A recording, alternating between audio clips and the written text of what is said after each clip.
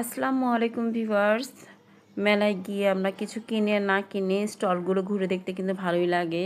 আর এদিকে আচারের দোকানগুলো দেখলে তো খুব লোভনীয় লাগে, কিন্তু খাওয়া হয় না ওরকম করে। ওরা কীভাবে না কীভাবে বানায় তো দেখেই শান্তি। এদিকে বাচ্চারা ওদের কি লাগবে সেটা কিন্তু ওরা ঠিকই খুঁজে বের করে নিয়েছে।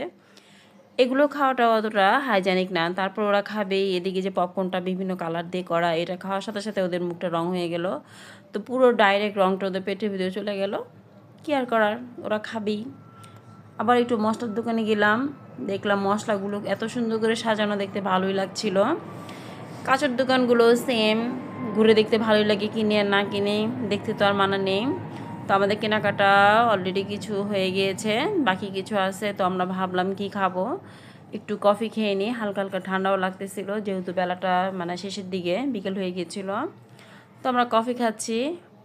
কফিটা বেশ ভালোই ছিল, খেয়েও বেশ ভালোই লাগলো, আরাম পেয়েছি। এদিকে আমার মেয়ে আবার হাই বলছে। তো সবাই কফি খাচ্ছি আর বলতেছি আর কতক্ষণ ঘুরবো। বাচ্চারাও বলতেছে আমাদের কেনাকাটা শেষ করো, আমরা বাসায় যাব। এই তো ভিডিও।